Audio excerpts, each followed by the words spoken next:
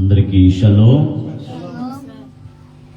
హషేము యొక్క మహాకృపను బట్టి ఈ రాత్రికాల సమయంలో మరొకసారి మనం తోరా స్టడీ చేయడానికి హషేము మనకు అవకాశం అనుగ్రహించారు. అందును బట్టి హషేము యొక్క నామము దీవించబడునుగాక. ఈ యొక్క తోరా స్టడీ ఈ ప్రాంత ప్రజలు సర్వసత్యమును గ్రహించున్నట్లుగా, దేవుని యొక్క ఉన్నతమైన మార్గాల్లో నడుచున్నట్లు, దైవికమైనటువంటి కార్యము జరుగునట్లుగా ప్రేమ్ కుమార్ గారి కుటుంబము మరి దీవెనికరంగా, ఆశీర్వాదకరంగా, దైవికమైన సంకల్పంలో నడుచుటకు కావలసినటువంటి జ్ఞానము వారికి, వారి బిడ్డలకు దేవుడు అనుగ్రహించినట్లుగా ఈ తోరా స్టడీ సమర్పిస్తూ ఉన్నాం.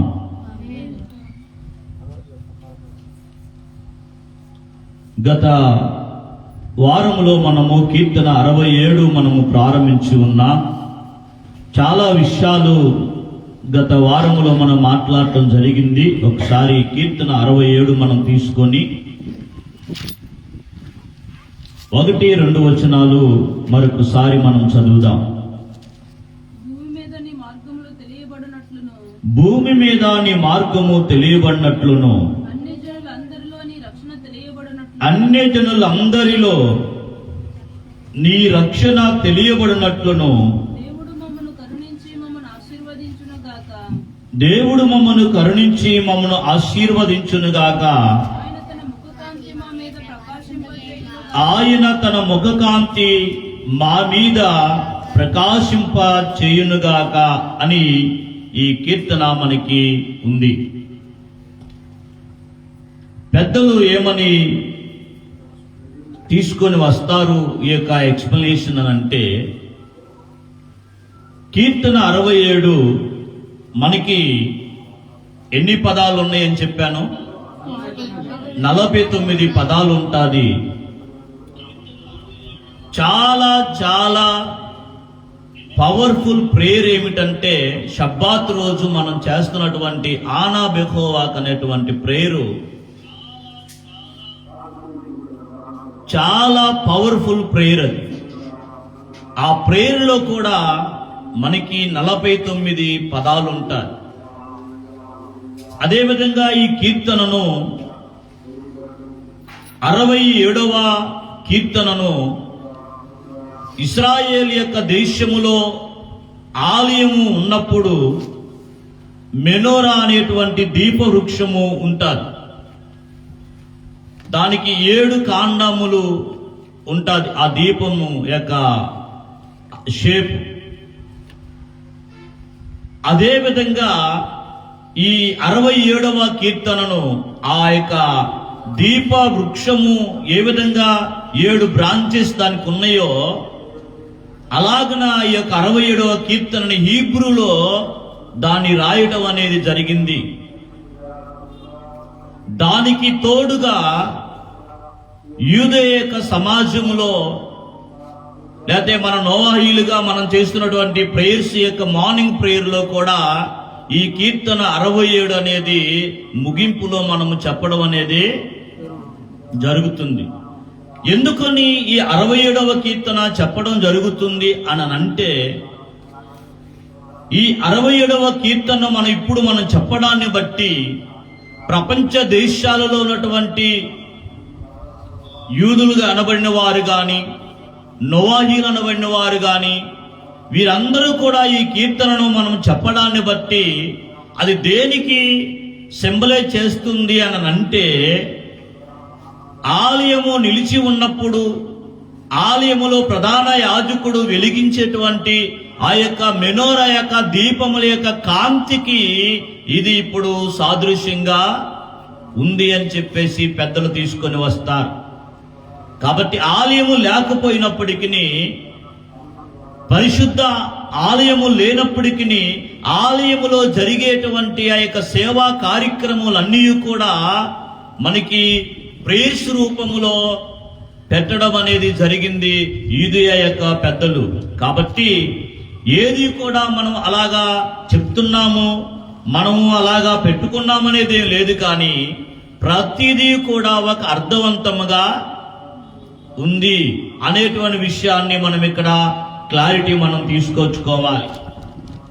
కాబట్టి ఈ యొక్క కీర్తనలో భూమి మీద నీ మార్గము తెలియబడినట్లును, అన్యజనులందరిలో నీ రక్షణ తెలియబడినట్లును దేవుడు మమ్మను కరుణించి మమ్మను ఆశీర్వదించునుగాక.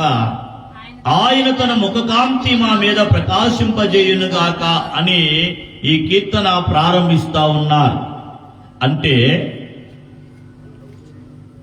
దేవుని యొక్క మార్గమును గురించి కానీ, సర్వోన్నతుడైన సృష్టికర్త యొక్క రక్షణ గురించి కానీ, ఈ ప్రపంచం మొత్తానికి చెప్పాలనేటువంటి ఆ యొక్క విషయము, ఆ నినాదము అనేది ప్రారంభము నుండే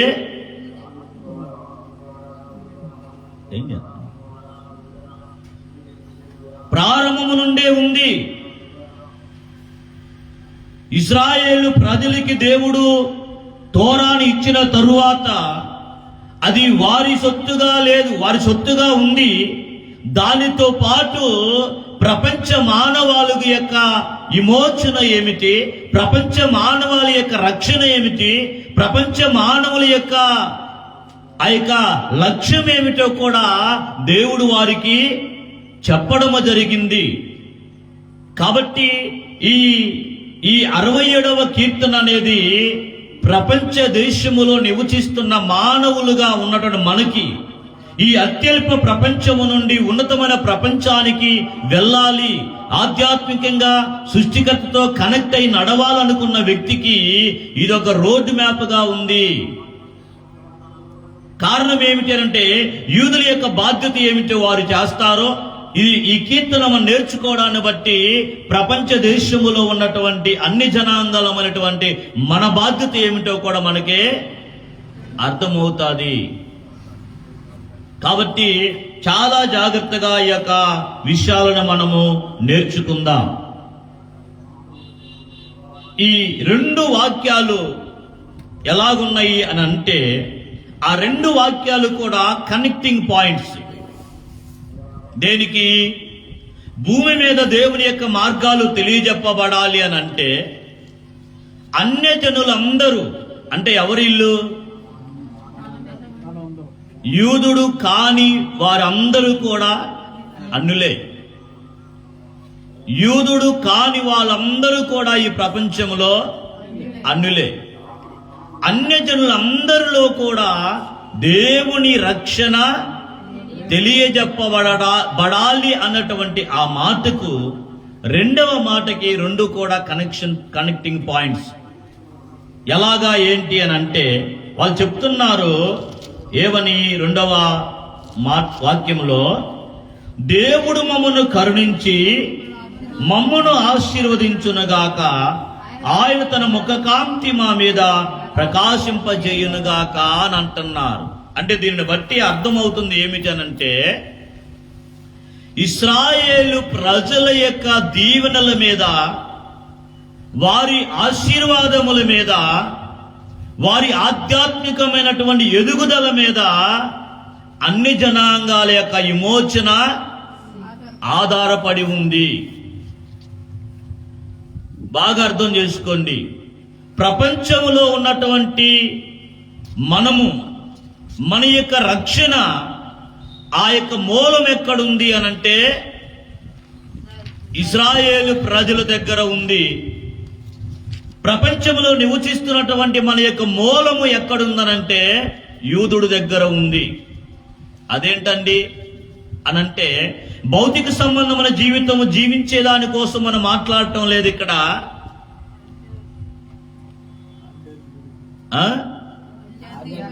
నీ ఆత్మను బాగు చేసుకొని వెళ్లాల్సిన ప్రయాణం కోసం మనం మాట్లాడుతున్నాం. అర్థమవుతుందా?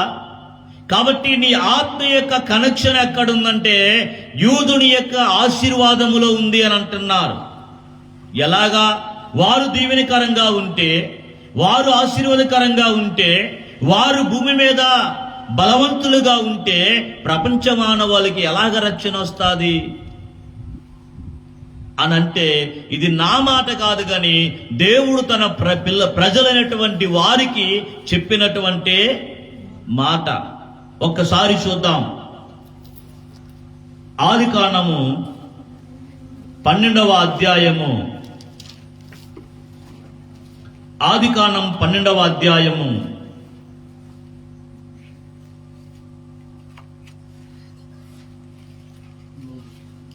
2వ వచనం 3వ వచనాన్ని మనం చదువుదాం. నిన్ను గొప్ప జనముగా చేసి, ఇది మనందరికీ పరిచయమైనటువంటి అధ్యాయం.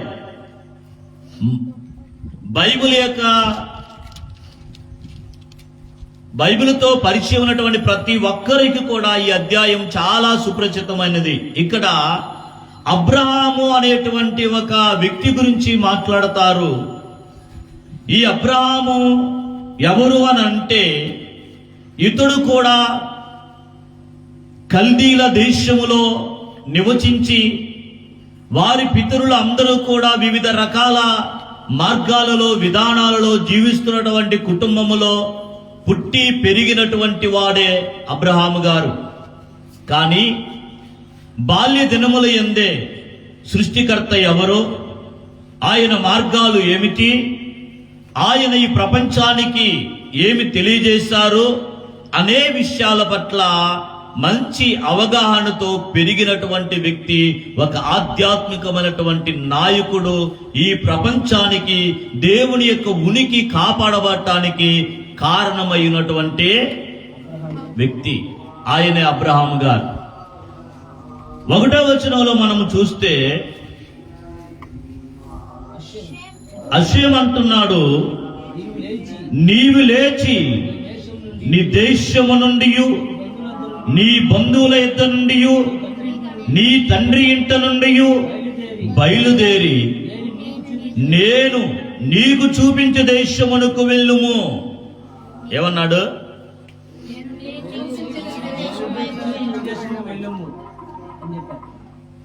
కదా.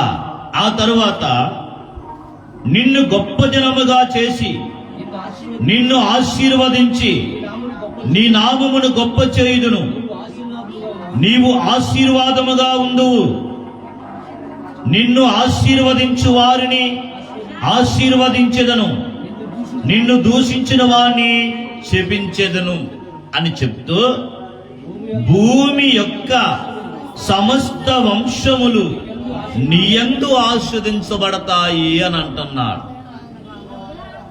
ఏమన్నాడు?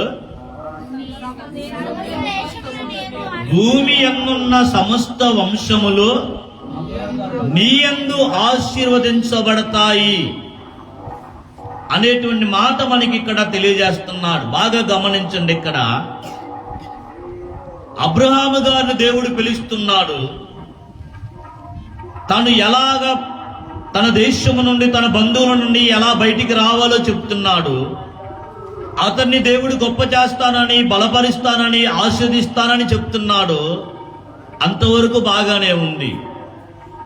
అతని ఆశీర్వాదములో అతని యొక్క శ్రేష్టమైన ఉన్నతమైనటువంటి జీవితానికి అన్ని జనాంగాల యొక్క రక్షణకు సంబంధం ఏమిటి? అన్ని జనాంగాలు ఏ విధంగా అబ్రహాము గారి యందు ఆస్వాదించబడతారు అని అంటే, అప్పటికి అబ్రహాం గారికి ఒకవేళ ఆ విషయంలో తెలిసి ఉండకపోవచ్చు, కానీ దేవుని యొక్క ప్లానింగ్ లో ఈ యొక్క అబ్రహాము గారు ప్రయాణం చేస్తున్నాడు. అర్థం చేసుకోండి బాగా. మొట్టమొదటిగా అబ్రహాము గారు ఎలా దీవించబడతాడో చెప్తున్నాడు. ఆ తరువాత భూమి యొక్క వంశములన్నీ కూడా నీ మూలం నీయందు ఆశీర్వదించబడతాయి అని అంటున్నాడు. అదే మాటను మనం గమనించినప్పుడు 22వ అధ్యాయము 18వ వచనం, ఆదికాండం 22:18వ వచనం.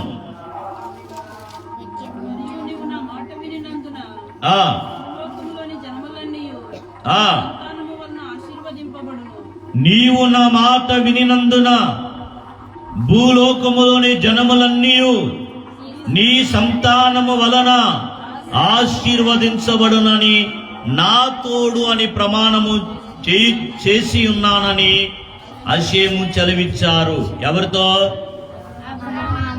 అంటే, చాలా మంది ఏమంటారంటే, విశ్వాసం ఉంటే సరిపోతుంది, నమ్మకం ఉంటే సరిపోతుంది అని అంటారు. విశ్వాసం అంటే ఏమిటి?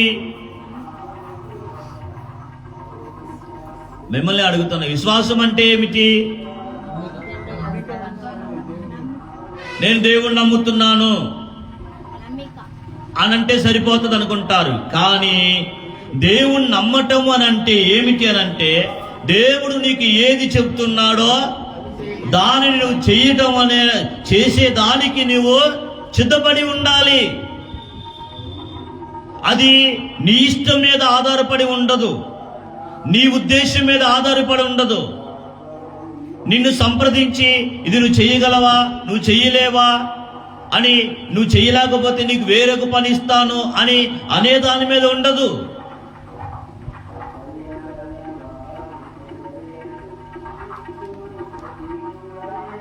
అర్థమవుతుందా ప్రేంగమ్మ నీకు? అనే దాని మీద ఉండదు. ఎప్పుడైతే నీవు దేవుని యొక్క ప్రణాళికలోనికి వస్తావో, ఎప్పుడైతే దేవుని యొక్క చిత్తము చేసేదానికి నీవు ముందుకు అడుగు వేస్తావో, అప్పుడు నిన్ను పూర్తిగా దేవునికి నువ్వు సరెండర్గా రావాలి. ఎందుకనంటే నీ గురించి దేవుని యొక్క ప్రణాళిక ఒకటి ఉంది.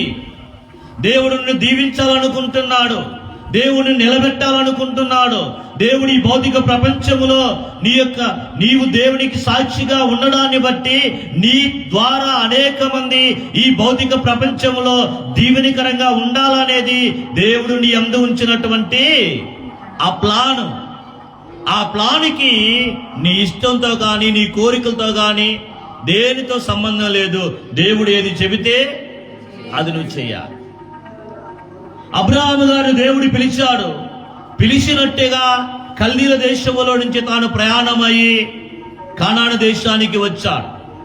అక్కడ నివసిస్తున్న తరువాత దేవుడు తన కుమారుని ఇచ్చిన తరువాత అతన్ని నీవు నాకు బలి అర్పణగా తీసుకొని రా అని చెప్పినప్పుడు ఏమి మాట్లాడకుండా దేవుడు చెప్పిన మాటకి కన్న కొడుకుని బలివ్వడానికి తీసుకొని వస్తా ఉన్నాడు. ఎవరు? అబ్రహాం గారు. దేవుడు బలిని కోరేవాడా? కాదు. మరి ఎందుకు అడుగుతున్నాడు?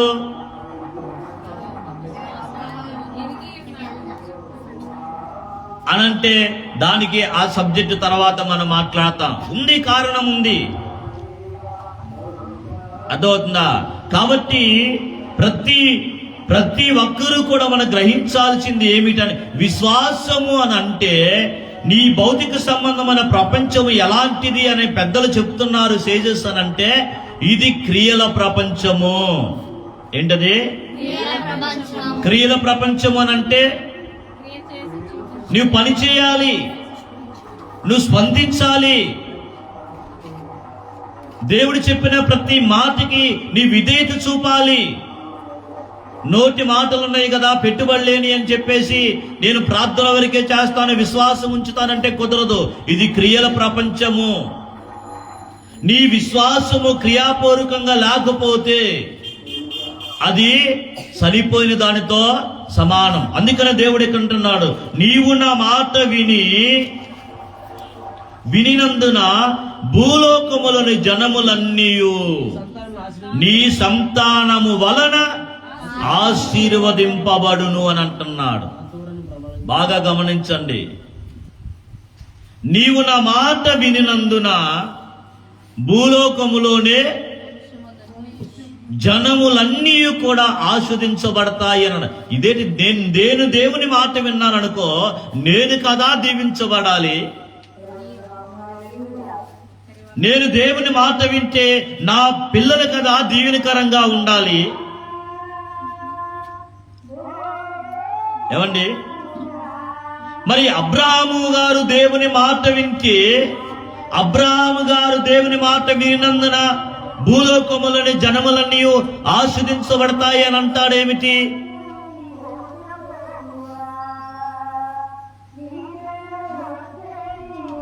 అంటే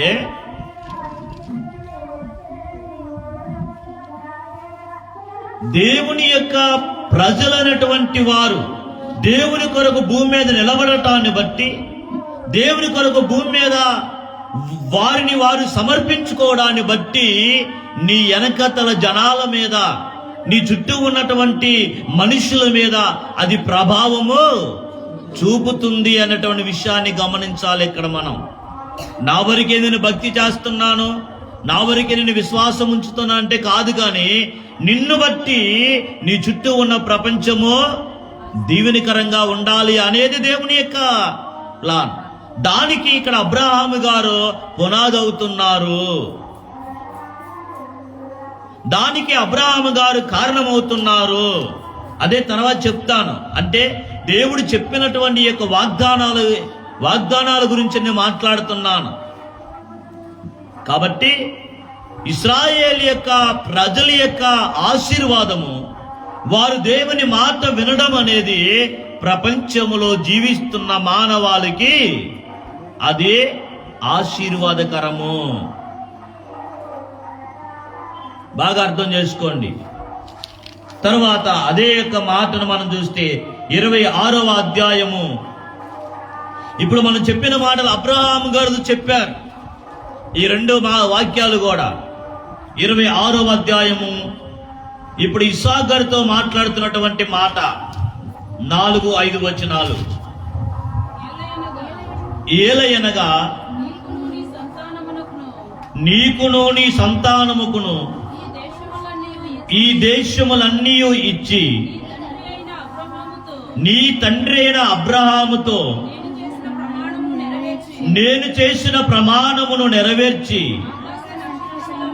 ఆకాశ నక్షత్రముల వలె నీ సంతానమును విస్తరింపజేసి ఈ దేశములన్నీ నీ సంతానమునకు ఇచ్చెదను అని ఒక్క నిమిషం అబ్రహాము గారితో చెప్పిన మాటను ఇస్సాకు గారితో కూడా చెప్తున్నాడు.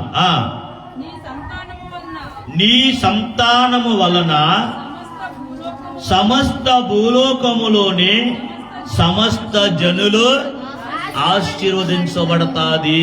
ఎవరి వలన? అబ్రహాము గారు సంతానం వలన, ఆ తర్వాత అబ్రహాం గారి పుట్టిన కుమారుడైనటువంటి ఇస్సాకు సంతానము వలన సమస్త జనులు ఆశీర్వదించబడతారు. ఇప్పుడు మనం కావాలని, ఇప్పుడు మనం కోరుకునేది ఏమిటి? అన్ని జనాంగాలైనటువంటి వారు కోరుకోవలసింది ఏమిటి?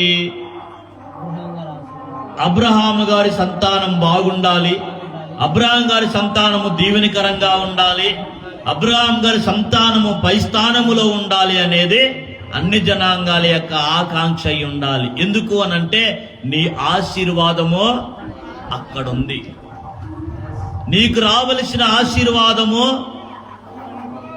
దాని మూలం అక్కడుంది, అక్కడి నుంచి ఇక్కడికి రావాలి. అందుకని న్యూ టెస్టిమెంట్ లో కూడా మనకి అవసరం లేని పాయింట్, కానీ న్యూ టెస్టిమెంట్ లో కూడా యూదుడు వలనే రక్షణ వస్తాది. ఎవరి వలన? యూదుడు వలనే రక్షణ. మరి ఎవరి వలన రక్షణ అనేది లేదు. ఆ యూదుడు ఎవరయ్యారంటే అబ్రహాం గారి యొక్క సంతానములో నుండి వచ్చినటువంటి వారే. దాన్ని బట్టి కీర్తనకారుడు 67లో భూమి మీద నీ మార్గములు తెలియబడాలంటే, అన్ని జనాంగాల అందరిలో నీ రక్షణ తెలియబడాలంటే మేము ఈ భూమి మీద నీ ద్వారా మేము దీవించబడాలి, నీ ద్వారా మేము ఆస్వాదించబడాలి, నీ ద్వారా మేము నీ ముఖకాంతి చేత మేము ప్రకాశింపబడాలి అని వారు కోరుకుంటున్నారు. కాబట్టి సమస్త దేశ ప్రజలైనటువంటి మనందరము కూడా అదే కోరికై ఉండాలి, అదే వాంఛ అయి ఉండాలి మనకు కూడా. అందుకనే కీర్తనలో అంటాడు, యెరూషలేమును ప్రేమించువారు వర్ధిల్లుతారు. ఎవరిని? యెరూషలేమును ప్రేమించాలి. ఎందుకంటే యెరూషలేము దేవుని యొక్క పట్టణము, యెరూషలేము దేవుని యొక్క దృష్టిలో ఉన్నటువంటి పట్టణము. యెరూషలేము మీద దేవుని యొక్క దృష్టి సంవత్సరాది మొదలుకొని సంవత్సరాంతం వరకు ఉంటుంది. ఆ యెరూషలేములో నివసించేటువంటి ప్రజలు అబ్రహాము గారి యొక్క సంతానము. అందుకనే ఆ సంతానాన్ని ఎవరైతే ప్రేమిస్తారో, ఆ సంతానం ఎవరైతే బాగుండాలని కోరుకుంటారో వారు ఈ భౌతిక ప్రపంచంలో దీవెనకరంగా ఉంటారు. అది ఇక్కడ దేవుని యొక్క లేఖనము చదివిస్తా ఉంది. ఇదంతా మీకు అర్థం కావాలంటే మన గత దినాలలో ప్రపంచ మానవాళిపై దేవుని ప్రణాళిక అనేటువంటి అంశాలు మనం మాట్లాడి ఉన్నాం. అక్కడ క్లియర్గా సృష్టి ప్రారంభము నుండి అబ్రహాము గారు దేవుడు ఎంచుకున్నటువంటి ఆ విధానము, తన పిల్లలు ఏ విధంగా భూమి మీద ఉన్నారు, ఈ విషయాలన్నీ కూడా మనం మాట్లాడటం జరిగింది. మీకు కావాలంటే ఆ యొక్క మెసేజ్లు మీరు వినండి, తర్వాత అవన్నీ కూడా మీకు అర్థమవుతాది. కాబట్టి ఇక్కడ చెప్తున్నటువంటి మాట ఏమిటంటే, నీ సంతానము వలన సమస్త భూలోకములోనే సమస్త జనములు ఆశీర్వదించబడతారు. ఉదాహరణకి మనం తీసుకుంటే ఈరోజు మనము ఈ బైబిల్ గ్రంథం ఎక్కడ పుట్టింది? ఇశ్రాయేలు దేశంలో పుట్టింది. ఇజ్రాయేలు ప్రజలకి దేవుడు సినాయి పర్వతం దగ్గర ఇవ్వబడింది. చిన్న ఉదాహరణ ఆ బైబిల్ గ్రంథాన్ని మనం పట్టుకునే కదా మనందరూ ఈరోజు ప్రపంచంలో ఉన్నటువంటి చాలా మంది దీవెనకరంగా ఉన్నామని, ఆ దేవుని కలిగి ఉండాన్ని బట్టి, ఆ దేవుని ఆరాధించడాన్ని బట్టి బాగున్నామని అనుకుంటున్నారు, సాక్ష్యం పలుకుతున్నారు. దానికి చిన్న సాదృశ్యం అన్నమాట. అర్థమవుతుందా? కాబట్టి యూదుడనేటువంటి వారి బాధ్యత ఏమిటంటే, వారు దేవుడు చెప్పిన విషయాలని వారు చేయటము, దాని ప్రకారంగా వారు ముందుకు వెళ్ళటము. కాబట్టి ఈ ప్రపంచ మానవులందరి యొక్క ఆశీర్వాదం అనేది, బ్లెస్సింగ్ అనేది యూదుల ద్వారానే ఉంది అనేటువంటి విషయాన్ని ఇక్కడ చెప్తా ఉన్నారు. కాబట్టి 5వ వచనం, ఏలయనగా అబ్రహాము నా మాట విని నేను విధించిన దాన్ని, నా ఆజ్ఞలను, నా కట్టడలను, నా నియమములను గైకొన్నాడు. విశ్వసించాడు కాదు, నమ్మాడు కాదు, ఏం చేశాడు? నడిచాడు. నీ తండ్రి అయిన అబ్రహాము నా మాట విన్నాడయ్యా, నేను చెప్పిన కట్టడలు చేశాడు, నేను చెప్పిన శాస్త్రముల ప్రకారంగా అతను నడిచాడు, కాబట్టి నేను అతన్ని ఆశీర్వదించాను. ఇప్పుడు నీకు కూడా అదే చెప్తున్నా. నీవు అబ్రహాము కుమారుడు అని, నీవు దేవుని యందు నా యందు భయభక్తులు లేకుండా, నాకు లోబడకుండా, నాకు భయపడకుండా ఉంటే నేను నిన్ను దీవిస్తానని నువ్వు అనుకోవద్దు. అర్థమవుతుందా? నీవు కూడా నీ తండ్రి ఏ విధంగా నాకు లోబడి ఉన్నాడో, నీవు కూడా నీ తండ్రి ఏ విధంగా నాకు భయపడ్డాడో, అదే విధంగా నీవు నాకు భయపడితే, నీవు నా మాట వింటే నిన్ను నేను దీవిస్తాను. నీవు దీవెనకరంగా ఉండడాన్ని బట్టి నీ సంతానం వలన సమస్త జనములు కూడా ఆశీర్వదించబడతాడు. ఇప్పుడు ఇస్సాకు గారి ద్వారా ఎలాంటి ప్రణాళిక కలిగి ఉంది చూడండి. ఇస్సాకు అనేటువంటి ఒక వ్యక్తి పడిపోతే అతను పడటమే కాదు, అతని సంతానం పడటమే కాదు, ప్రపంచ మానవులే పడిపోతారు. దీవెన లేదు, ఆశీర్వాదము లేదు.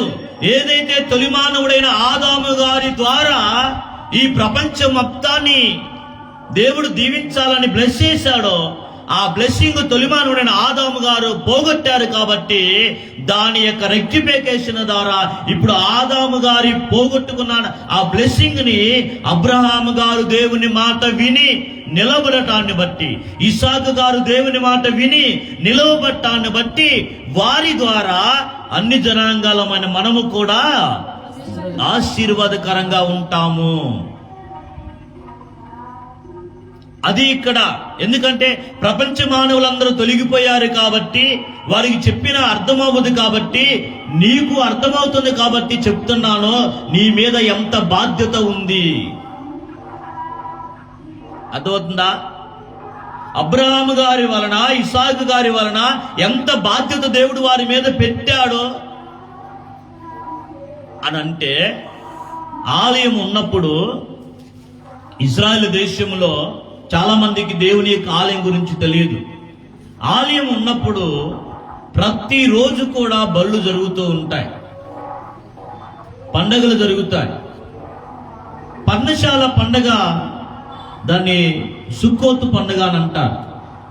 ఈ సుక్కోతు పండగ వచ్చినప్పుడు ప్రపంచ మానవులు అందరి కొరకు, ప్రత్యేకంగా వారి దేశం కొరకు, వారి ప్రజల కొరకు అర్పించాల్సినటువంటి అర్పణలు కాక ప్రపంచ మానవులందరి కొరకు 70 బలులు అర్పిస్తారంట. ఎందుకు 70 బలులు అర్పిస్తారు అని అంటే మనకు తెలియదు కదా. వారిది ఒక దేశం, వారిది ఒక మతం, వారికి మనకి సంబంధము లేదు అనుకుంటాం. వారికి తెలుసు వారి బాధ్యత ఏమిటో. ప్రపంచం యొక్క రక్షణ, ప్రపంచం యొక్క విమోచన మేము చేసేటువంటి యొక్క విషయాల మీద ఉంది అనేది వాళ్ళకి తెలుసు. కాబట్టి ప్రపంచం కొరకు వారు 70 బలులు అర్పిస్తారు. ఎందుకు 70 అర్పిస్తున్నారు? 80 ఎందుకు అర్పించకూడదు? 100 ఎందుకు అర్పించకూడదు అని అంటే, నిమ్రోదు పరిపాలన అటువంటి ఆ టైములో భాషలన్నీ తారుమారు చేయబడ్డాయి. బాబేలు టవర్ కట్టేటువంటి సందర్భం వచ్చినప్పుడు ఆ భాషలన్నీ తారుమారు చేయబడినప్పుడు అక్కడ ఉన్నటువంటి ఆ జనరేషన్స్, ఆ వంశావళులు ఎంతమంది అయితే ఉన్నారో వారందరూ కూడా మనం క్యాలిక్యులేషన్ చేస్తే 70 మంది వస్తారు. ఈ 70 మంది 70 భాషలుగా, 70 దేశాలుగా ఈ భూభాగమందు విడగొట్టబడ్డారు. బాగా అర్థం చేసుకోండి. దాని కారణమును బట్టి ఆ 70 దేశాల నుండే ఇప్పుడు కొన్ని వందల దేశాలు ఆవిర్భావమయ్యాయి. ఆ 70 భాషల నుండే ఇప్పుడు ప్రపంచంలో చాలా భాషలు వచ్చాయి. అదవుతున్నా. అందుకనే నాటి నుంచి నేటి వరకు కూడా ఇజ్రాయెల్ దేశం ఆవిర్భావం అయినప్పటి నుండి, ఆలయం కట్టబడినప్పటి నుండి ఇజ్రాయేల్ ప్రజలు ప్రపంచంలో ఉన్న ఆ 70 దేశాల కొరకు, దానిలో నుంచి వచ్చినటువంటి శాఖలు ఏదైతే ఉన్నాయో అవన్నీ కూడా దానికి సంబంధించినవి. కాబట్టి ఆ 70 దేశాల ప్రజల కొరకు వారు 70 బలులు అర్పిస్తారు అని అంటే మనకేమన్నా అర్థమవుతుందా? మనకు తెలియదు. ఎవరికి తెలిసిద్దయ్యా అనంటే, వారితో ఎవరైతే సహవాసం చేస్తున్నారో, వారి గురించి ఎవరైతే స్టడీ చేస్తున్నారో, వారి యొక్క ఉద్దేశాలు, వారి యొక్క విధి విధానాలు ఎవరైతే అనుసరించాలనుకుంటున్నారో వారికే కదా తెలుస్తుంది. కాబట్టి యూదులు అనేటువంటి వారు ప్రపంచ మానవాళి కొరకు వారు ఎంత బాధ్యత కలిగి ఉన్నారో దీన్ని బట్టి మీరు ఆలోచన చేయండి, అర్థం చేసుకోండి. కాబట్టి ఇస్సాకు గారికి ఆ విషయం చెప్పడం జరిగింది. నీ వలన, నీ సంతానము వలన సమస్త జనములు ఆశీర్వదించబడతాయి. అరే, ఇప్పుడు నా వలన మీ అందరికి మేలు కలుగుతుంది అని అంటే నేను ఎంత రెస్పాన్సిబిలిటీగా ఉండాలా మీ అందరి పట్ల? నా వలన మీరందరూ దీవించబడతారు అని అంటే నేను దేవుని యొక్క ప్రణాళికలో ఎంత మంచిగా నడవాలి. నేను పడిపోతే మీరందరూ కూడా పడిపోవటం అంటే బ్లెస్సింగ్ గా ఉండరు. అర్థమవుతుందా? అందుకనే ఈ ప్రపంచం కూడా ఏం చేస్తారంటే నాయకుడిని కొట్టడం చూస్తారు. మామూలు సాధారణంగా ఎవరిని అటాక్ చేస్తారు? అరే పలానా వాడేరా, ఆ ప్రాంతంలో ఉన్న వాళ్ళందరికీ నాయకుడు, వీళ్ళందరూ ఏం లేదురా, అతను ఏం చెప్తే అదే చేస్తాడు. కాబట్టి మనము ఆ నాయకుని గనక మనం మౌలు చేసినట్లయితే, మన వైపు తిప్పుకున్నట్లయితే ఆయన వెనకతలో ఉన్న వారందరూ కూడా వచ్చేస్తారు. ప్రతి ఒక్కరి దగ్గరికి వెళ్ళి మాతో రా అని చెప్పాలని అవసరం లేదు. నీవు ఎవరితో ఉన్నావో ఆయన పట్టుకుంటే అయిపోతుంది అన్న ఆలోచనలో నాయకుల మీద పడతారు. అది ఎలా వచ్చింది అని అంటే దీని వలనే మనకి తెలుస్తుంది. దేని వలన? నీ మూలముగా, నీ సంతాన మూలంగా భూమి మీద ఉన్న సమస్త వంశములు దీవించబడతాయి అని చెప్పబడిన మాటను బట్టి యూదులైన వారు ఎంత బాధ్యత కలిగి ఉన్నారు ఈ ప్రపంచ పట్ల అనేది తర్వాత మన లేఖనాల్లో మనం చూస్తాం. అబ్రహాం గారికి చెప్పాడు, ఇస్సాకు గారికి చెప్పాడు. అదే మాటని యాకోబు గారితో కూడా చెప్తున్నాడు. ఆదికాండం 28వ అధ్యాయము 14వ వచనం. నీ సంతానము భూమి మీద లెక్కకు ఇసుక రేణువుల వలె అగును. నీవు పడమడ తట్టును, తూర్పు తట్టును, ఉత్తరపు తట్టును, దక్షిణపు తట్టును వ్యాపించదువు.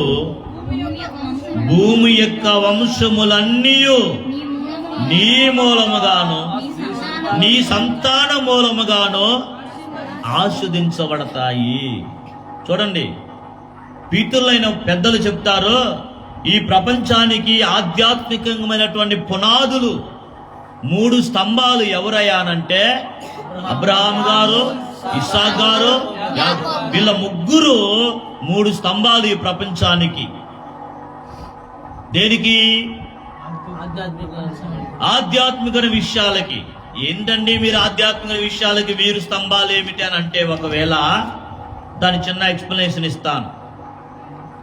ఆదాము గారు దేవుని నుండి ఆజ్ఞ అతిక్రమించిన తర్వాత ఏదెన్ తోటల నుండి బయటకు వచ్చాడు. వచ్చిన తర్వాత ఆదాము గారి నుండి ఆనోకు వరకు ఎన్ని తరాలు? 7 తరాలు.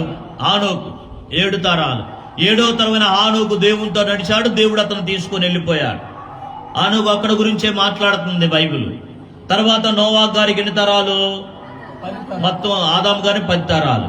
ఈ 10 తరాలు కూడా ఏం జరిగింది అనంటే, ఆదాము గారు తప్పు చేయడాన్ని బట్టి దేవుని యొక్క సన్నిధి ఈ ప్రపంచము నుండి ఒక స్టెప్ పైకి వెళ్ళింది. ఏదైనా తోటలో ఉండేది కదా దేవుని యొక్క సన్నిధి ఆదాము గారితో.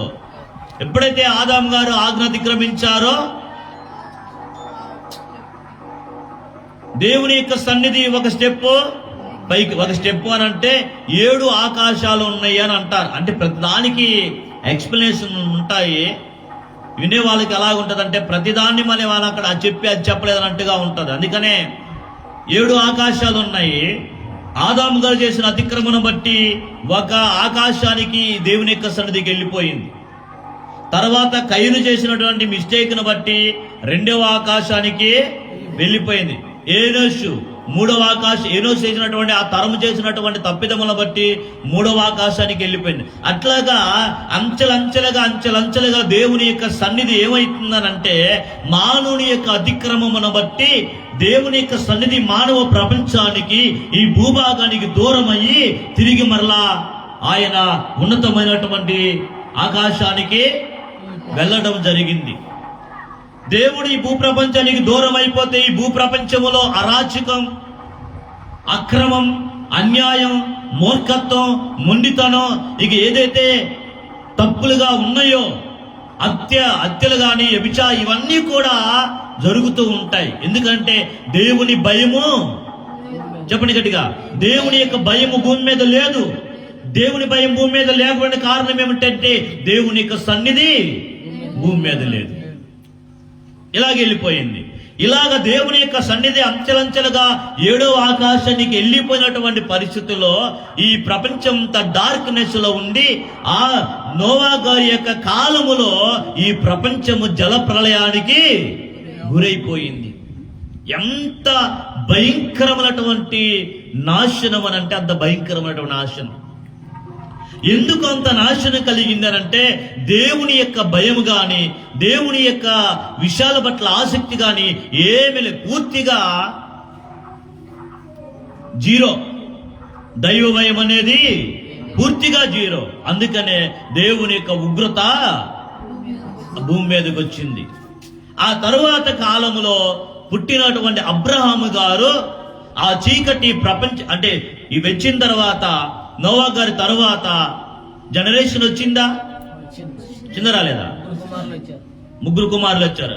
ముగ్గురు కుమారులు, కొంతమంది కుమారులు పుట్టారు. ఇట్లాగా ఆదాము గారు మొదలుకొని నోవా గారు వరకు 10 తరాలు, నోవా గారు మొదలుకొని అబ్రహాం గారి వరకు కూడా 10 తరాలు. ఈ 10 తరాలు కూడా మరలా ఈ ప్రపంచం ఏమైపోయిందంటే చీకట్లోకే వెళ్ళిపోయింది. దేవుని గురించినటువంటి వెతకటం, దేవుని గురించిన జ్ఞానం, దేవుని కొరకు బ్రతకాలన్న తపన తాపత్రయం ఎవరికి లేదు. అయితే అలాంటి కాలములో, ఆ చీకటి యుగములో అబ్రహాము గారు పుట్టారంట. అబ్రహాము గారు పుట్టినప్పుడు తాతగారు ఆ ఇల్లంతా కూడా గొప్ప వెలుగుతో నింపబడిందంట. అప్పుడు అనుకున్నారు ఆ తల్లిదండ్రులు, అరే ఇతడు సామాన్యుడు కాడు, ఇతడు రాబోయే రోజుల్లో చాలా అద్భుతమైనటువంటి వ్యక్తి అవుతాడు, ఉన్నతమైన వ్యక్తిగా ఇతడు అవుతాడు. కారణం ఏమిటంటే ఇతడు పుట్టుకలోనే గొప్ప వెలుగు ఇక్కడ ఆవరించబడింది అనేటువంటి ఆ దైవ సంకల్పాన్ని ఆ టైంలో వాళ్ళ యొక్క తల్లిగారు వాళ్ళు గుర్తించారు. కుమారుడు పెరుగుతున్నాడు. 3వ సంవత్సరము నుండే అబ్రహాం గారిలో గొప్ప చైతన్యం, గొప్ప మార్పులు, ఆధ్యాత్మికమైనటువంటి విషయాల పట్ల ఆసక్తి, ఇదంతా కూడా అబ్రహాం గారికి బాల్య దినముల నుండే ప్రారంభమైందంట. అతను ఎదుగుతున్నప్పుడు చూసిన వాళ్ళందరూ కూడా, అరే ఏమిటి ఈ వ్యక్తి, చిన్నపిల్లవాడు ఏమని మాట్లాడుతున్నాడు, మనం చేసే మార్గాల గురించి తప్పుగా చెప్తున్నాడు, మన మార్గాలు తప్పంటున్నాడు, మనం చూసే విధానం తప్పంటున్నాడు, మన నడిచే నడక తప్పంటున్నాడు. చిన్నపిల్లవాడు, వాడి నుండి మనం తెలుసుకోవాల్సి వస్తుందరా అనుకున్నారు బాల్యకాలంలో. ఎవరైనా సహజంగా చిన్నపిల్లలు చెబుతున్నప్పుడు, చిన్నపిల్లలు ముఖ్యంగా చిన్నపిల్లలు ముఖ్యంగా మాట్లాడుతున్నప్పుడు, ఒరే ఎంత బాగా మాట్లాడుతున్నాడురా అని అంటారు. అంటే వాడు బాగా మాట్లాడుతున్న సంగతి మనకు తెలిసినా ఆ మాటలు మనం చెయ్యకపోయినా మెచ్చుకుంటామా లేదా? అట్లాగున్నారు అబ్రహాం గారి బాల్యదినములో. అంచెలంచెలుగా అబ్రహాం గారు పెరుగుతూ వస్తున్నప్పుడు ఆయన చెప్పే మాటలు ఆనాటి ప్రపంచానికి ఆపోజిట్ గా ఉన్నాయి, వ్యతిరేకంగా ఉన్నాయి. కారణం ఏమిటంటే అందరూ నడిచే మార్గం ఒకటి, అబ్రహాం గారు నడిచే మార్గము ఒకటి. అందరూ చెప్పేటువంటి మాటలు ఒకటి, అబ్రహాం గారు చెప్పే మాటలు ఒకటి. ఆయన ఒక్కడే ఆ చీకటి ప్రపంచములో సృష్టికర్త ఒక్కడే, ఆయన తప్ప వేరొక దేవుడు లేడు అని ఆనాటి ప్రపంచానికి సవాల్ ఇచ్చినటువంటి వ్యక్తి అబ్రహాం గారు. ఎందుకు మూల స్తంభాలు అంటున్నావనంటే ఆయనకి ఇంట్రొడక్షన్ ఇవ్వాల్సినటువంటి అవసరం వచ్చింది. ఎందుకు మూల స్తంభం అంటున్నామనంటే అబ్రహాం గారు దేవుణ్ణి ఎంత ఇంపాక్ట్ చేయకపోతే, అబ్రహాం గారు తన ప్రవర్తన బట్టి, తన మాట తీరును బట్టి, తన యొక్క జీవిత నడవడికను బట్టి దేవుని యొక్క హృదయాన్ని ఎంత గెలుచుకోకపోతే దేవుడు దిగి వచ్చి అబ్రహాం గారితో మాట్లాడతాడు. చాలా మందికి అబ్రహాం గారి జీవిత చరిత్ర తెలియదు కాబట్టి అబ్రహాం గారు దేవుడు మాట్లాడినట్లుగా నాతో కూడా మాట్లాడుతున్నారు అంటారు. అబ్రహాం గారు బాల్య దినముల నుండే దేవుణ్ణి వెతికినటువంటి వ్యక్తి. దేవుడేమి కనబరుచుకోవాలి అబ్రహాం గారికి? అబ్రహాం గారు స్వతహాగా దేవుణ్ణి వెతుకుతూ వెళ్తున్నాడు. తాను చూసేది నమ్మక, తాను ఏదైతే చూస్తున్నాడో అది నిజమా అబద్ధమా అని పరిశీలన చేసుకుంటూ వెళ్తా ఉన్నాడు. 75 సంవత్సరాలు వచ్చినప్పుడు అబ్రహాం గారికి దేవుడు తాను రివీల్ చేసుకుంటున్నాడు. అబ్రహామా అని పిలుస్తున్నాడు కదా. హీబ్రూలో ఆ పదాన్ని ఏమంటారంటే,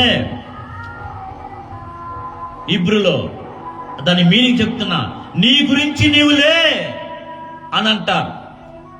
హీబ్రూలో లేఖ అని ఉంటుంది. అంటే నీ గురించి నువ్వులే, నీవు ఎవరిని చూడాలని, ఎవరు దేవుడని ఎదుగుతున్నావో, ఎవరు దేవుడు ఉన్నాడని అనుకుంటున్నావో, నీ బాల్య దినముల నుండి ఏ దేవునికి నువ్వు భయపడుతున్నావో, నీ చుట్టూ ఉన్న ప్రపంచం అనుసరించే ఆ యొక్క విధి విధానాలకు వేరుగా నువ్వు బ్రతుకుతూ నా గురించి నువ్వు ఆలోచిస్తున్నావో, ఆ దేవుణ్ణి నేనే. నువ్వులే, నీ గురించి నువ్వులే, నేను చూపించే దేశానికి నువ్వు వెళ్ళు. అక్కడ దేవుడు పిలుస్తున్నాడు. ఏ పని బాట లేకుండా, దేవుని వెతకకుండా, దేవుని వైపు తిరగకుండా, దేవుని ఆలోచన పట్టించుకోకుండా ఉంటే నీకు నాకు ఎలా అర్థమవుతాడు దేవుడు? కాబట్టి అబ్రహాం గారు చేసినటువంటి ఆ జీవిత ఆ విధానమును బట్టి, ఆయన దేవుణ్ణి వెతికినటువంటి ఆ యొక్క తీరును బట్టి దేవుని యొక్క సన్నిధి మరలా ఈ భూమి వైపు చూడటం ప్రారంభించింది అని అంటారు పెద్దలు. దేవుని యొక్క దృష్టి ఈ భూ ప్రపంచంలో ఉన్న మానవుల వైపు చూడటం ప్రారంభించాడు. ఇదిగో ఒక వ్యక్తి పుట్టాడు, అతడు నన్ను వెతుకుతున్నాడు, అతని ద్వారా నేను ఈ చీకటి ప్రపంచానికి నన్ను నేను పరిచయం చేసుకోవాలి అని దేవుని దృష్టి ఈ ప్రపంచం వైపు చూచింది. అబ్రహాం గారు జీవించారు. ఇస్సాకు గారి దగ్గరకు వచ్చినప్పుడు కూడా అదే, ఇస్సాకు గారు కూడా అతడు తన తండ్రి బలిపీఠ మీద తీసుకొని వెళ్తా ఉంటే ఇస్సాకు గారు కూడా ఏమి మాట్లాడకుండా చెప్పాడంట, నాన్నగారు నన్ను గట్టిగా కట్టి బంధించండి, ఒకవేళ నేను పొరపాటున అర్పించేటప్పుడు నేను కదులుతానేమో, అది దేవునికి అంగీకారంగా ఉండదు, కాబట్టి నన్ను గట్టిగా బంధించు నాన్నగారు అని చెప్పినటువంటి వ్యక్తి. అంటే తండ్రి దేవుని చిత్తానికి లోబడుతుంటే కుమారుడు కూడా నానా నేను బ్రతకాలా, నానా నేను జీవించాలా, నానా నేను ఈ ప్రపంచంలో ఉండాలి అని ఏడ్చినటువంటి వ్యక్తి కాదు. తండ్రి సంకల్పానికి కుమారుడు విధేయత చూపాడు. ఎవరున్నా ఈ రోజులు అలాంటి తండ్రి కొడుకులు? ఎవరున్నారు అలాంటి తండ్రి యొక్క సంకల్పాన్ని, తండ్రి యొక్క ఆకాంక్షని నెరవేర్చడానికే బతికేటువంటి వారు? నీ ఇష్టం నీది, నా ఇష్టం నాది, నువ్వు నాకు చెప్పేది ఏమిటి అనే కాలంలో బ్రతుకుతున్నాము. అబ్రహాం గారి, ఇస్సాకు గారి యొక్క బాంధవ్యం ఈ రోజుల్లో నీకు నాకు ఎలాగ అర్థం అవుతుంది? నువ్వేంటి నాకు చెప్పేదనే ప్రపంచంలో కుమారులు ఉంటుండగా అసలు నీవు నాకు పుట్టేలేదురా అనేటువంటి మాట తండ్రి మాట్లాడుతున్న దినాల్లో బ్రతుకుతున్నటువంటి మనము, నాన్నగారు నీవు దేవుడు నీకు చెప్పాడు కాబట్టి నన్ను బలివ్వమని నన్ను గట్టిగా కట్టే నాన్నగారు అని చెప్పిన ఇస్సాకు గారి యొక్క మాట ఎక్కడ? దానిని బట్టియే దేవుడు ఇస్సాకు గారిని కూడా చూస్తున్నాడు. ఆ విధంగా చూస్తే యాకోబు గారు వీళ్ళందరూ కూడా దేవుని యొక్క చిత్తానికి సంపూర్ణంగా సమర్పించుకొని లోబడేటువంటి వారు. అందుకనే వారు ముగ్గురు కూడా ఈ ప్రపంచానికి, ఈ చీకటి ప్రపంచానికి ఆధ్యాత్మికమైన సబల స్తంభాలు, పునాదులు వారు. వారే లేకపోతే దేవుని యొక్క ఉనికి ప్రపంచానికి అర్థమయ్యేది కాదు, అర్థమవ్వదు. అబ్రహాం గారు పుట్టే సమయానికే అబ్రహాం గారి నాన్నగారు ఆల్రెడీ వేరే విధానంలో ఉన్నటువంటి వ్యక్తి. తాను నమ్ముకున్నటువంటి నమ్మకాలన్నీ కూడా అవి వాస్తవాలు కాదు అని నిరూపించాడు అబ్రహాం గారు. అలాంటి పునాదులు వారి సంతానం భూమి మీద ఉండడాన్ని బట్టి ఈరోజు ఈ బైబిల్ గ్రంథం అనేది మన చేతుల్లోకి వచ్చింది, ట్రాన్స్లేషన్ చేసుకొని. అబ్రహాం గారు, ఇస్సాకు గారు, యాకోబు గారు వారి సంతానం లేకపోతే ఎవరు దేవుని దగ్గర నుంచి తోరా అందుకునే వాళ్ళు? ఎవరు దేవుని దగ్గర నుంచి ఆ యొక్క ఉన్నతమైన విషయాలని భూప్రపంచానికి తీసుకొని వచ్చేవారు? ఎవ్వరు లేరు.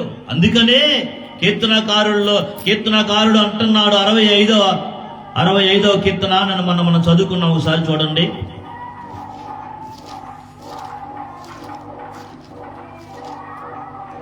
66వ కీర్తన 8వ వచనం. జనములారా ఏమన్నారు? ఏమంటున్నారు? జనములారా. ఒక స్వరము వినబడతా ఉంది ఈ ప్రపంచానికి. అదేమిటంటే జనములారా, మా దేవుని సన్నుతించండి అని అంటున్నారు. ఎవరికి చెప్తున్నారు?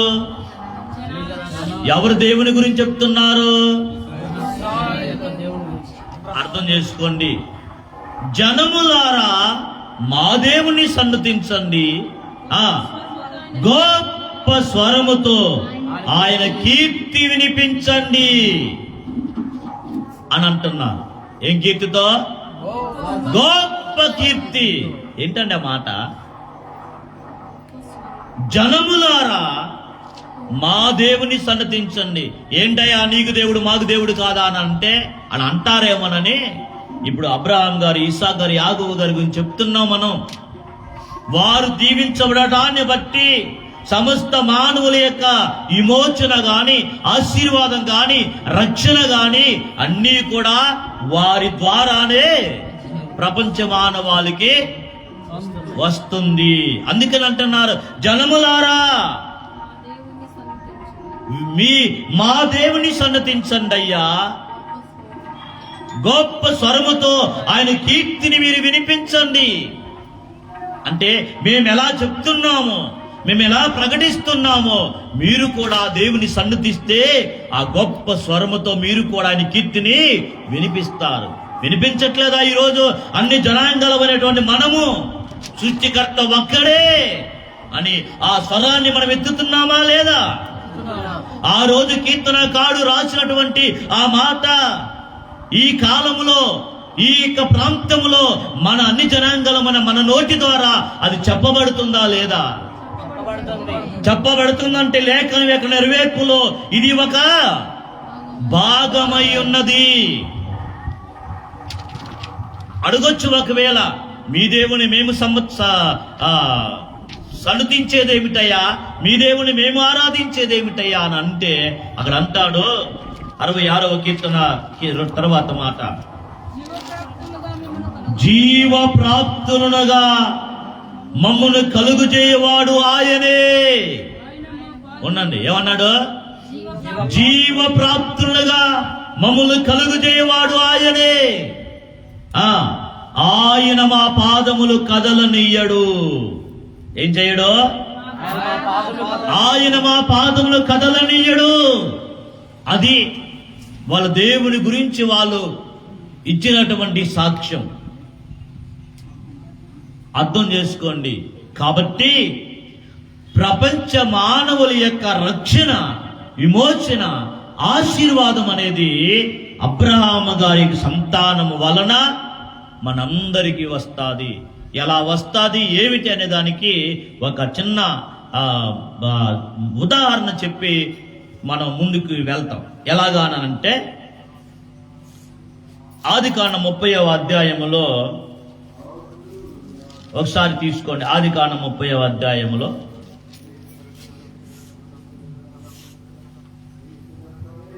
27వ వచనాన్ని మనం చదువుదాం. లాబాను ఎవరు? యాకోబు గారి యొక్క మామ, అన్యుడు. ఆయన వేరే మార్గంలో ఉన్నాడు. అబ్రహాంగా ఈ యాకోబు గారు ఇశ్రాయేలు అంటే హషేముని ఆరాధిస్తున్నటువంటి వ్యక్తి. ఇప్పుడు ఈయన అక్కడ ఉన్నాడు. ఎక్కడ? లాబాను ఇంటి దగ్గర ఉన్నాడు. ఎవరు?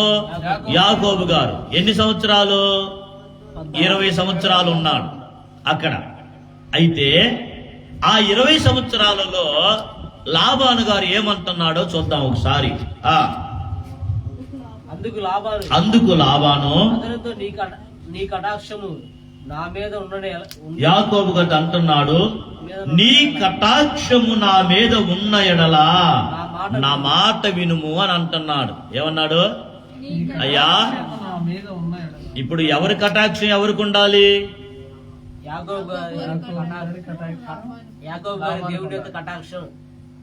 అలా కాదు. యాక్చువల్ గా యాకోబు గారు లాబాను ఆశ్రయం కోరి వెళ్ళాడు కదా. లాబాను దయ చూపించబట్టి యాకోబు గారు అక్కడ ఉండటానికి కారణమైంది. అది కదా స్టోరీ. కానీ ఇక్కడ లాబాను ఏమంటున్నాడు? నీ కటాక్షము నా మీద ఉన్న ఎడలా నా మాట వినుమయ్యా అని చెప్తూ అంటున్నాడు. నిన్ను బట్టి అషే నన్ను ఆశీర్వదించినని శకునము చూసి తెలుసుకుంటుని అని అంటున్నాడు. ఏమన్నాడు? అయ్యా, నిన్ను బట్టి నాకు ఆశీర్వాదం ఉంది. లాబానికి డౌట్ వచ్చిందంట. ఏమని?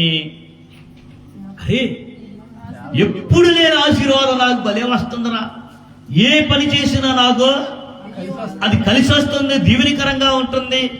ఆ ప్రాంతంలో నన్ను అందరూ కూడా బాగా మెచ్చుకుంటున్నారు.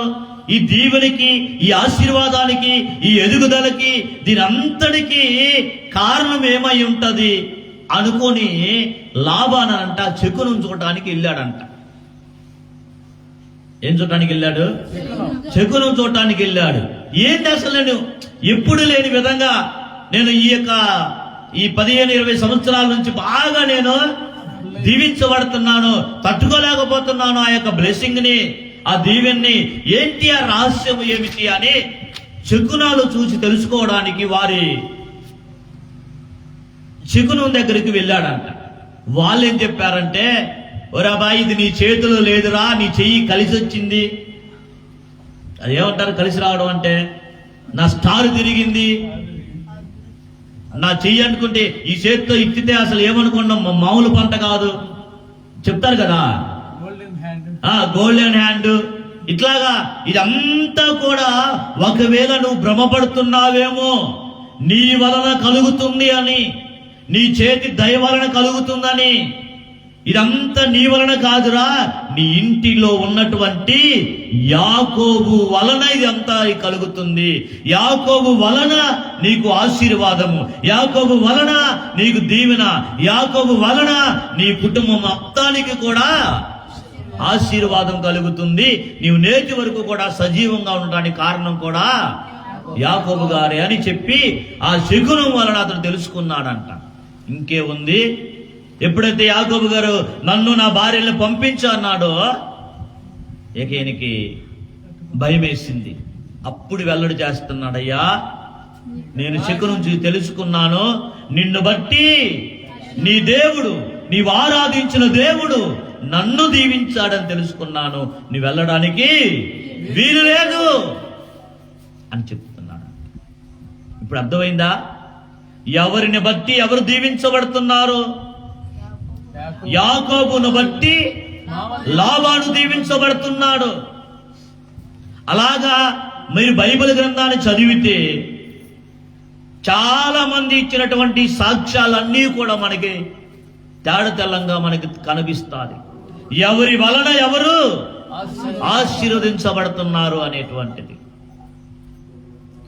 ఈరోజు మన లాబాను గురించి చూశాం. ఒక దుష్టుడు, ఎవరో లాబాను దుష్టుడు, బాగా కుయుక్తితో పన్నాగములు పన్నేటువంటి వాడు, 10 సార్లు యాకోబు యొక్క జీతాన్ని మార్చినటువంటి వాడు. అలాంటి వాడు ఈ రోజు యాకోబు గారి యొక్క కటాక్షాన్ని కోరుకుంటున్నాడు, యాకోబు గారి యొక్క దయను కోరుకుంటున్నాడు. అయ్యా, నీవు నా ఇంటిలో ఉండాలి, నువ్వు ఉంటేనే నాకు ఆశీర్వాదం అని కోరుకుంటున్నాడు అని అంటే, అప్పుడు దేవుని యొక్క మాట ఎంత వాస్తవమైనది, దేవుని మాట ఎంత నెరవేర్పుగా యాకోబు గారి యొక్క కాలంలో జరుగుతుంది. నీ వలన, సంతానము వలన సమస్త జనములు ఆస్వాదించబడతాయి అనేదానికి లాబాను ఒక సాక్ష్యాన్ని ఇస్తా ఉన్నాడు. లాబానే కాదు, యోసేపు వెళ్ళాడా? ఎక్కడికి? ఐగుప్తు దేశానికి వెళ్ళాడా? వారు పొతీఫర్ ఇంట్లో ఉన్నాడా? పొతీఫర్ ఏం చూశాడు? వచ్చే వారం చూద్దాం. పొతీఫర్ ఏం చూశాడు యోసేపులో? కాబట్టి ప్రపంచ మానవుల యొక్క ఆశీర్వాదం అనేది, చెప్పండి గట్టిగా, అబ్రహాం గారి సంతానం వలన ఉంది. అందుకనే 122వ కీర్తన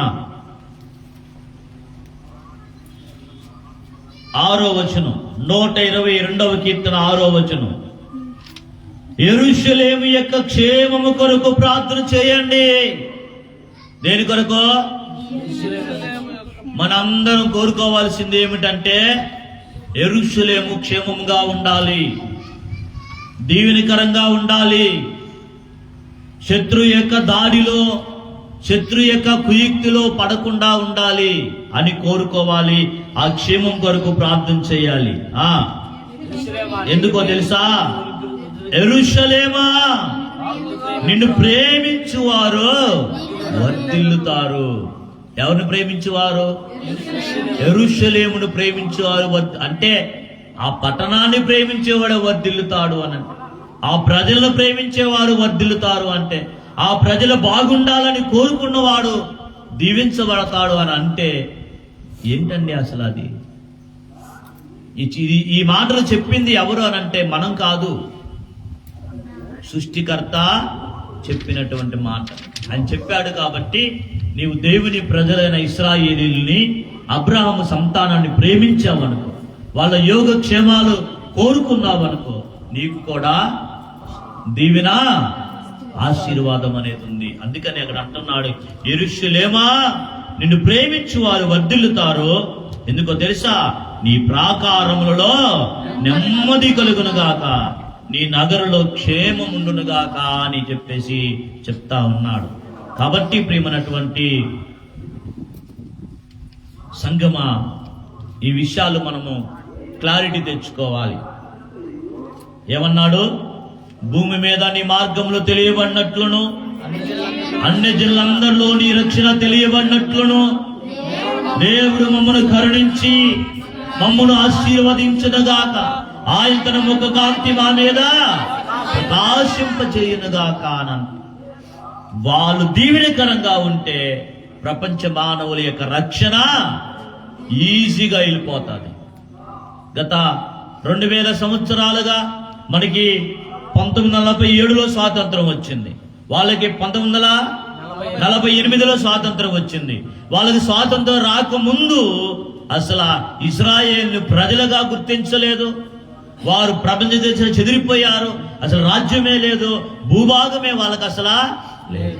చెదిరిపోయినటువంటి యూదులు తిరిగి వచ్చి ఆ భూభాగములో ఉండి మాకు ఒక దేశము కావాలని వాళ్ళు పోరాడి గెలుచుకొని వారి దేశానికి స్వాతంత్రం తెచ్చుకున్న తరువాత ఇప్పుడు ఈ కొద్ది కాలంలో ఈ 75 ఈ యొక్క 80 సంవత్సరాలలో వారు ఏమిటో, ఆ ప్రజలు ఎవరో, ఆ ప్రజలు ఎవరిని ఆరాధిస్తున్నారో, ఆ ప్రజలకు ఎవరు జ్ఞానం ఇచ్చారో, ఎవరు తెలివితేటలు ఇచ్చారో, ఎవరు వారిని కాపాడుతున్నారో, ఇవన్నీ కూడా ప్రపంచానికి తెలుస్తుందా లేదా?